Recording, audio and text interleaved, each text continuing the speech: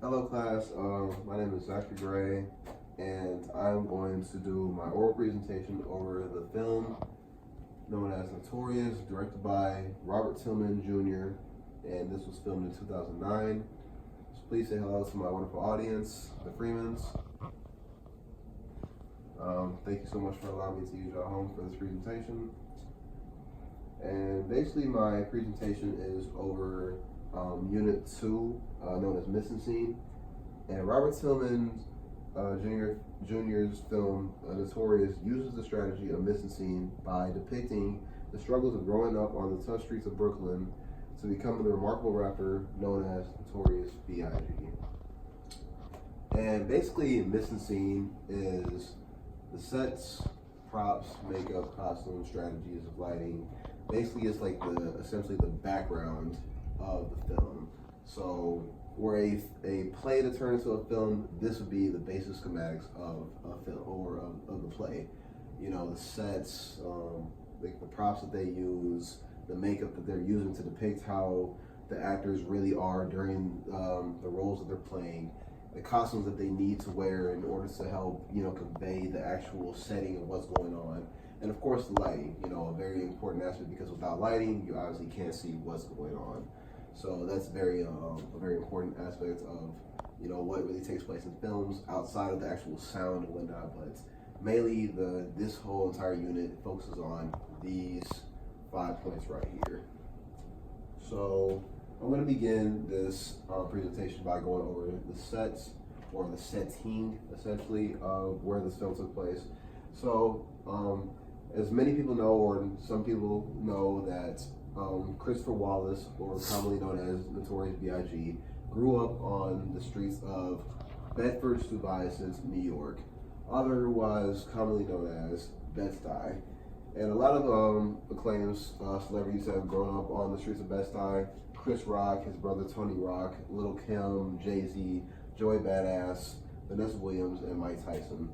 And the quote that comes directly from the film itself is, "This was Brooklyn, do or die, Bed-Stuy."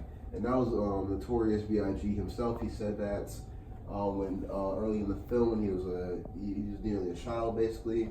And that's basically what Bed-Stuy is commonly known as. It is a very rural community, a very rough community, and it pretty much got its name and its reputation back in the early 20th century or mid 20th century, kind of like after the Harlem Renaissance, essentially. The demographics in Bed-Stuy are 70% black, 15% Latin, 10% white, 1.8% Asian, 3% other. So basically, as you know, it is a very small community of a lot of African Americans who don't really make the greatest kind of wealth, essentially. So it's a very poor community, and it's basically just every man for himself, essentially, out there. So that's how the quote "do or die Bed-Stuy" came from. Now, the points of emphasis I really want to focus on as far as setting or sets, essentially, is the exterior, interior, and mobile. And I'm going to go more in depth into these in the next few slides. So basically, exterior obviously takes place outside, interior takes place indoors, and mobile is a camera that follows along with the characters. And in this particular scene right here that I'm about to play you all, this is a interior scene because it takes place indoors, where Biggie Smalls is about to give a small little freestyle for the rapper Puff Daddy.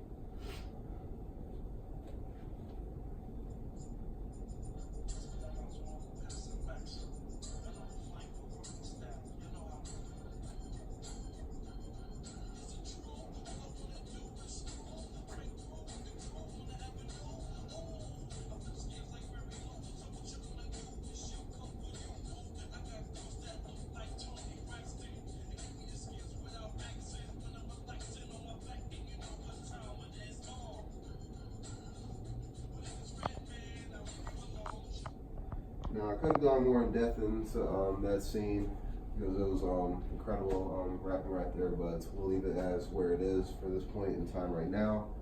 So basically, this is an interior set right here because this is a closed setting. This is a studio, And as many people know, a studio where a lot of recording takes place, or for a lot of music and whatnot. So, and that is what Notorious B.I.G. was, a very big rapper, essentially, and he was commonly known for that. So, another important thing as far as missing scene is props. So, something that's very important to note as in regards to props is there was a lot of props used in the film Notorious. And in this particular scene right here, there's a detective handing back a pistol to Notorious Big and one of his friends. And one of his friends took the rap for, or took basically took the plea for Notorious Big, and pretty much without him taking this plea, Notorious B.I.G. would have gone to jail for selling crack cocaine on the streets and having a firearm as well. Had this gone down, or had this happened, Notorious B.I.G. would have not become the rapper he is known as today. So that's why this particular scene is very important, or very important to the actual story itself, because this prop right here is something that actually happened in Notorious B.I.G.'s life. So that's something that's very important. Another important aspect, obviously, is makeup.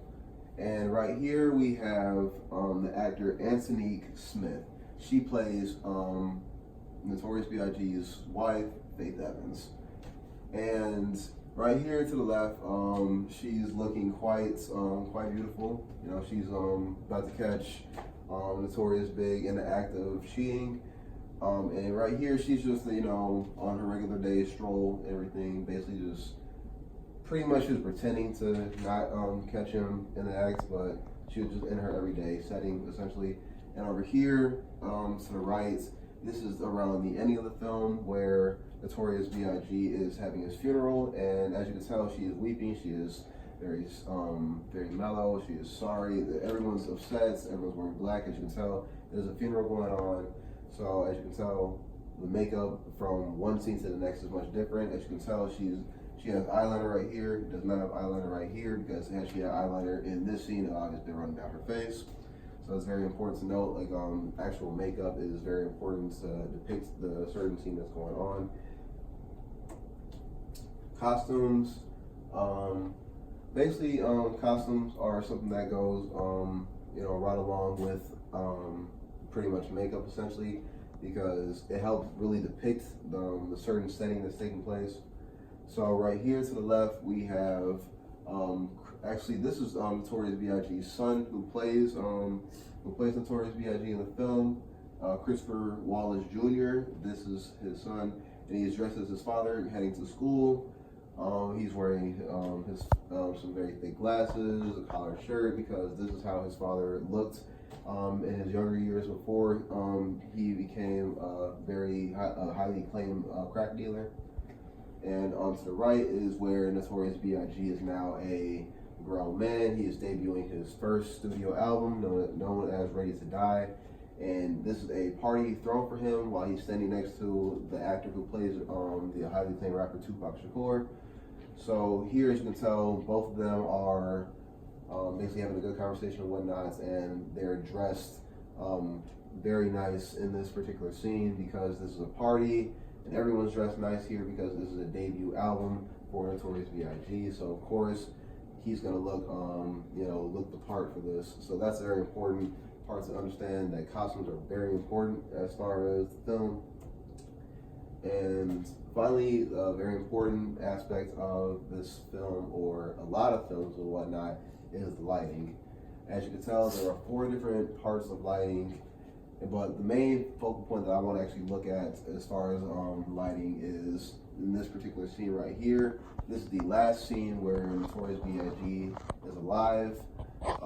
Right here, the camera zooms in on the last hat that he ever wore to a nightclub out in Los Angeles. And out here, this is known as a low-key setting or low-key lighting, because it really creates a stronger contrast and darker shadows. So essentially, the camera just basically zooms in on the hat itself, where it just kind of takes away from the focus of the actual background, because this is the last thing that Notorious B.I.G. was wearing in his lifetime. So that is basically my presentation. And I'd like my audience to say goodbye. Y'all don't learn. So thank you. Thanks so much.